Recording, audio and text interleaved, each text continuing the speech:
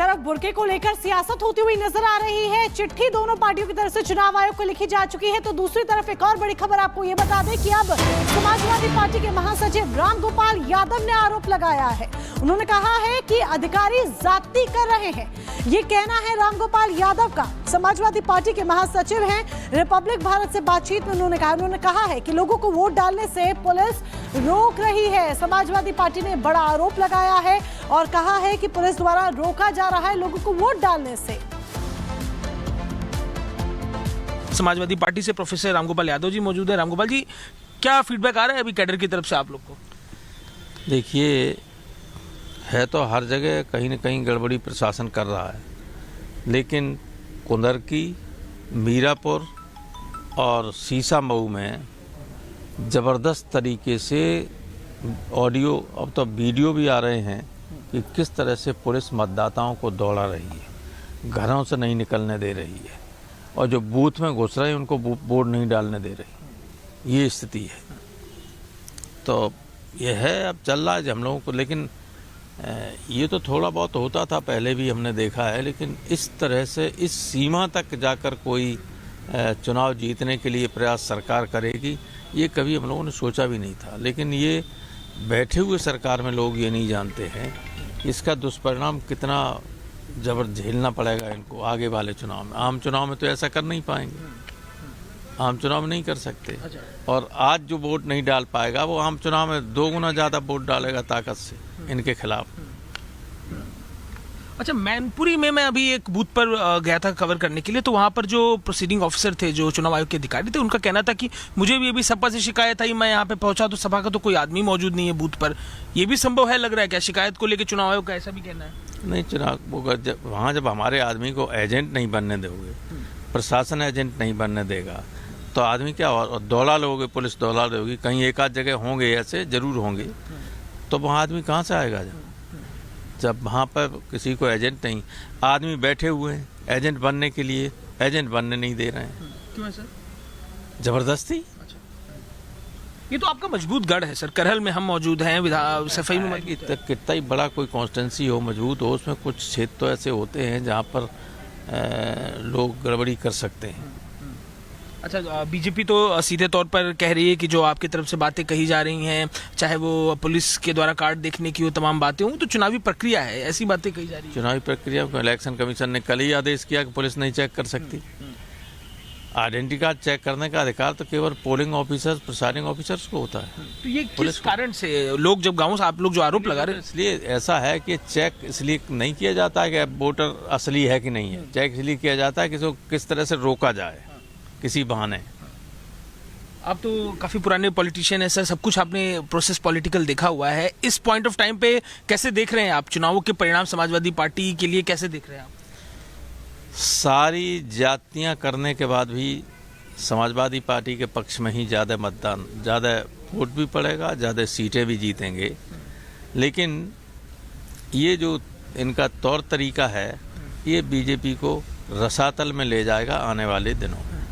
महाराष्ट्र के लिए क्या कहेंगे आप? महाराष्ट्र में आप इंडिया गठबंधन का भी पार्ट हैं। हमारे मुख्यमंत्री जी गए थे, माननीय योगी जी, वो जो कटेंगे और बटेंगे वाला नारा दे आए, उसने बीजेपी को किनारे कर दिया है, साइड पे बिल्कुल बैकफुट पे चली गई पार्टी वो और नुकसान करे आए जाके। और हर जगह नहीं चल सकता है, मानसिकता यहाँ आपने दूषित कर दी है, सारे देश में करना चाहते वो नहीं हो सकती। कटेंगे बटेंगे ये तो हर विधानसभा में, यहाँ पे प्रचार हरियाणा में भी सफल बोला गया, हो गया महाराष्ट्र में भी। की वजह से हरियाणा में सफल नहीं है। कटेंगे बटेंगे से कोई मतलब, हरियाणा मुसलमान है ही नहीं, थोड़ा सा इसको छोड़ के वहाँ कहाँ है। लेकिन वो नहीं कहीं सफल हुआ। महाराष्ट्र में गए थे तो महाराष्ट्र में बीजेपी को नुकसान हो गया, आप देख लेना चुनाव। इंडिया गठबंधन के लिए कैसे देख रहे हैं आप महाराष्ट्र के परिणाम? आपके पार्टी, झारखंड, दोनों में इंडिया गठबंधन जीतने जा रही, दोनों में। अब कोई इसमें संदेह भी नहीं रह गया। देख लीजिए 23 तारीख को रिजल्ट आ जाएगा। और इस वक्त हमारे साथ अजय दुबे करहल से जुड़े हुए हैं, राघवेंद्र लखनऊ से हैं और कानपुर की सीसामऊ विधानसभा सीट से गौरव जुड़े हुए हैं। अभी आपने बातचीत यहाँ पर की अजय, एक बात तो बहुत क्लियर यहाँ पर कर रहे हैं रामगोपाल कि झारखंड और महाराष्ट्र में तो गठबंधन जीतेगा, लेकिन यूपी में वो कॉन्फिडेंट नजर नहीं आ रहे हैं। चाहे हम कल की बात करें, आज की बात करें, वो एक ही बात कह रहे हैं, गड़बड़ी हो रही है। बिल्कुल, समाजवादी पार्टी ने तो लाइन ही यही ले रखी है, चुनाव के नामांकन की प्रक्रिया से लेकर आज वोटिंग का दिन है और उस पूरे दरमियान जो चुनावी प्रक्रिया है उस पर आरोप लगाते हुए समाजवादी पार्टी के नेता लगातार दिखाई दिए। अखिलेश यादव खुद भी अब से कुछ देर में लखनऊ में प्रेस कॉन्फ्रेंस करने जा रहे हैं और सोशल मीडिया पर लगातार सक्रिय हैं। सोशल मीडिया पर अब पुलिस जो रोक टोक कर रही है, ऐसे दावे वो कर रहे हैं, ऐसे विजुअल्स तमाम नेता शेयर कर रहे हैं। धर्मेंद्र यादव का इंटरव्यू मैंने अभी कुछ समय पहले किया तो वो तो एविडेंस देने की बात कर रहे हैं, बार बार कह रहे हैं कि आप विजुअल देखिए। बनस्पत बीजेपी ने भी अब सपा पर आरोप लगा दिया है। भारतीय जनता पार्टी ने फर्जी वोटरों को लेकर एक आरोप लगाया है और उसको लेकर भी मुद्दा गर्माता हुआ दिखाई दे रहा है और समाजवादी पार्टी, भारतीय जनता पार्टी आमने सामने बिल्कुल गहमा गहमी में इन 9 सीटों के उपचुनाव की वोटिंग के दिन दिखाई दे रहे हैं। बिल्कुल, और राघवेंद्र भी लखनऊ से हमारे साथ बने हुए हैं। राघवेंद्र, लगातार खबरें ये भी आ रही हैं कि उत्तर प्रदेश, अगर बीजेपी की हम बात करें तो चुनाव आयोग को एक चिट्ठी लिखी गई है जिसमें कहा गया है कि जितने भी वोटर्स बुर्का पहनकर आ रहे हैं उनकी जांच होनी चाहिए, क्योंकि फर्जी वोटर का लगातार एक माहौल बनाने का प्रयास हो रहा है। इसको लेकर क्या कुछ जानकारी है? बिल्कुल, देखिए उपचुनाव को लेकर जिस तरह से पत्र चुनाव आयोग को लिखे जा रहे हैं, ये बहुत गंभीर विषय की ओर इशारा करते हैं। जिस तरह से पहले समाजवादी पार्टी ने सीधा यह पत्र लिखा कि जो लोग पोलिंग बूथ पे बुरके में जा रहे हैं उनका बुरका न चेक किया जाए, तो ऐसे में निष्पक्ष चुनाव की अगर आप बात करते हैं या अवैध वोटिंग रोकने की बात करते हैं तो उसको क्लियर कैसे किया जाएगा, ये एक बड़ा सवाल बनता है। दूसरा ये कि भारतीय जनता पार्टी ने आज पत्र लिखा है, उसका यह कहना है कि जो भी लोग वहाँ पर पोलिंग बूथ पे जा रहे हैं सभी का खास तौर से जो बुरके में है उनका जरूर चेकिंग हो, प्रमाण पत्र और जो भी आधार कार्ड है, वोटर लिस्ट है, सब चेकिंग किया जाए, चेहरा का मिलान हो, फिर आगे वोट दिया जाए। तो कहीं ना कहीं ये जो पत्र की लड़ाई है बहुत गंभीर हो चुकी है, बहुत गंभीर आरोप भी इसमें है।